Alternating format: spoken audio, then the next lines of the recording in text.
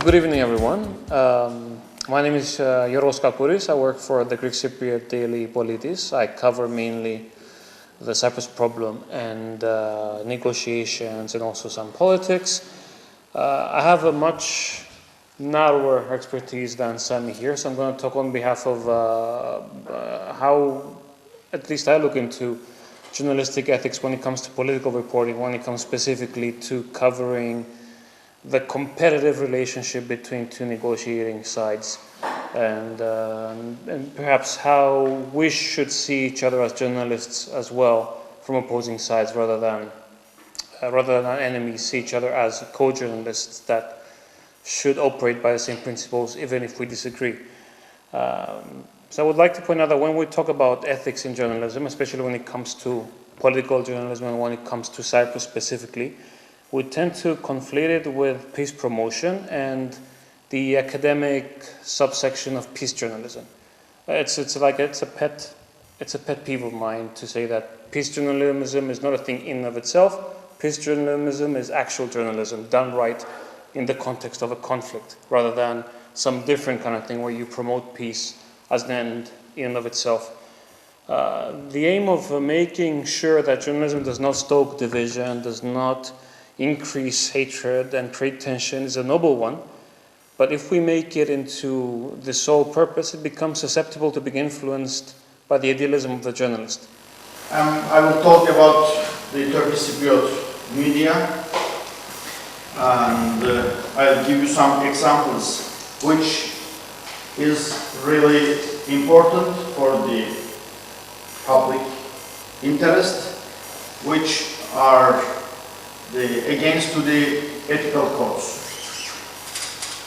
This is maybe a story from the front page, one of the biggest newspapers. I will not underline which paper wrote it because of some reasons, but this is the after a car crash, which is we have been facing mostly every day, and this is not a new one actually. It was maybe 20 years ago or maybe more, and in front page you can see some killed people after a car crash, and the question is, if she or he was your relative, would you publish it with this picture?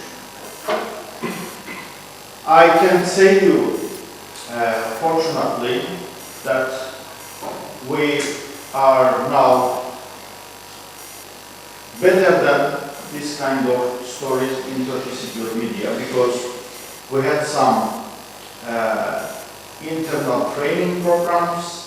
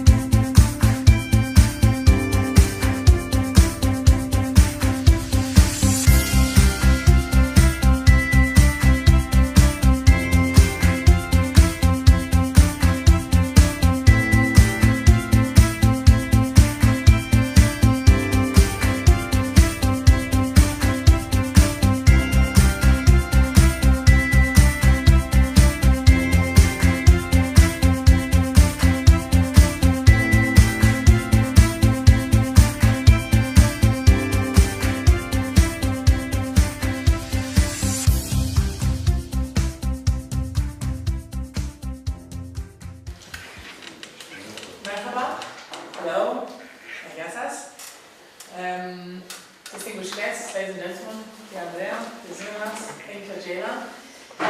It's my great pleasure to be here with you tonight on the occasion of this interactive session on the European elections in 2019.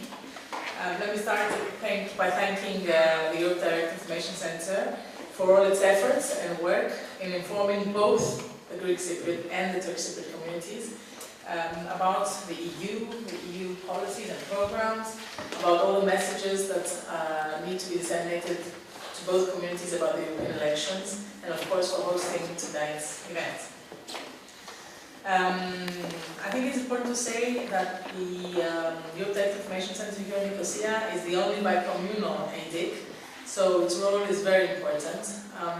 We sometimes forget that the European elections concern all citizens of the Republic of Cyprus, and so the Centre's role is really crucial in putting this message across. The Europe Direct Information Center in Nicosia is part of a pan-European network of more than 400 AHDRs across the European Union. And for those of you who don't know much about the AHDRs, these centers really play a key role in bringing the citizens closer to the EU. So they demonstrate tangibly that the EU is not a faceless bureaucracy based in Brussels, but it's an everyday reality in the lives of its citizens. And as well for you, for the citizens, to know that they can ask anything they may want to ask, whether it's access to EU funding, whether it's rights, whether it's educational opportunities, any queries or questions that a citizen may have, of course they can address to the Europe Direct Center. Now, looking a bit at the European elections and... I suppose you have seen this leaflet, it's both in Greek and Turkish, why it is important to vote. This leaflet is the official leaflet of the institutional campaign, and down you can see a web address, this time on voting.eu.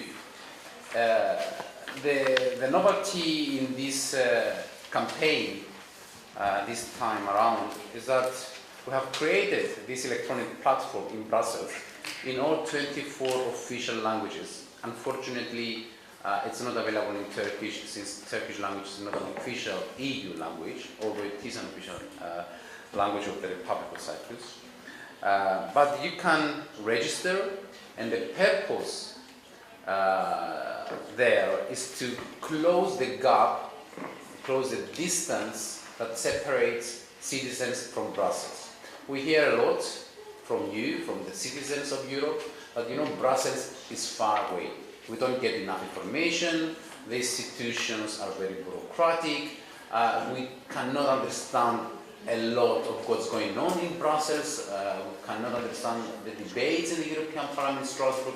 So the purpose of this platform is to register, to pledge your right and your willingness to vote in the upcoming European elections, and in the end, to engage into a direct contact and dialogue with Brussels via this electronic platform on a series of policy areas like youth unemployment, or our planning related to climate change and climate change mitigation, and many other policy areas that might be of interest to you. So, καλησπέρα σας και από μένα. Είμαι ο Ζήνωνας Σοκράτους, είμαι εθελοντής στην εκστρατεία αυτή τη φορά ψηφίζω, this time of voting. Είμαι πολύ περήφανος που συμμετέχω σε αυτή την εκστρατεία ως εθελοντής, διότι μέσα από αυτή την εκστρατεία έχω μάθει πάρα πολλά πράγματα. Πρώτα απ' όλα έμαθα τι είναι πραγματικά η Ευρωπαϊκή Ένωση. Η Ευρωπαϊκή Ένωση είναι οι άνθρωποι της. Η Ευρωπαϊκή Ένωση είναι το σπίτι μας. Γι' αυτό θα πρέπει, όπως είπε και η κυρία Κερίδου, να στηρίξουμε αυτό το σπίτι, έστω και αν υπάρχουν κάποιες ρογμές, και να προσπαθήσουμε όλοι με τον δικό μας τρόπο να το επιδιορθώσουμε. Η εγγραφή στην πλατφόρμα αυτή τη φορά ψηφίζω είναι πάρα πολύ εύκολη. Μπορείτε να μπείτε διαδικτυακά σε μια μηχανή αναζήτησης στο Google για παράδειγμα και να γράψετε αυτή τη φορά ψηφίζω, this time of voting. Θα σας ανοίξει η σελίδα, όπως τη βλέπετε. Θα βάλετε θα γράψετε το όνομά σας, το επίθετο σας, το email σας, τη γλώσσα που προτιμάτε, μια από τις 4 γλώσσες της Ευρωπαϊκής Ένωσης, τη χώρα σας και το έπλο που είναι πιο κοντά σας. Μετά πατάτε τικ εδώ και λέτε ναι, αυτή τη φορά ψηφίζω. Μετά θα μπείτε, θα σας οδηγήσει η σελίδα σε αυτόν τον... Πρώτα να πω ότι ερχόμενος εδώ, πραγματικά σκεφτόμουν που είμαστε όταν για τρίτη εκλογική αναμέτρηση, ακόμα η Κύπρος είναι μοιρασμένη. Και προσπαθούμε να προσευχήσουμε τους Τουρκοκύπριους, ενώ θα μπορούσα οι Τουρκοκύπροι να εκλέγουν απευθείας τους εκπρόσωπους τους, και όπως ήταν η συμφωνία που ορίζεται 2 από τους 6. Και δεν το λέω αυτό για να αναζητήσω ευθύνες, αυτό το λέω περισσότερο για όλους τους Κυπρίους, ότι πρέπει να προβληματιστούμε, ο καθένας από εμάς έχει ρόλο να επιτελέσει για να σπρώξουμε τα πράγματα με όλες τις δυσκολίες που υπάρχουν για να φτάσουμε στην πολυπόθηκη επανένωση της πατρίδας μας, γιατί όσο η Κύπρος είναι μοιρασμένη, δεν υπάρχει κανένα μέλλον για τον κυπριακό λαό στο σύνολο του και βεβαίως ούτε και η ουσιαστική μας, η συμμετοχή μας στην Ευρωπαϊκή Ένωση μπορεί να έχει τα καλύτερα αποτελέσματα. Πρέπει να σας πω ότι το 2004, την 1η Μαΐου του 2004,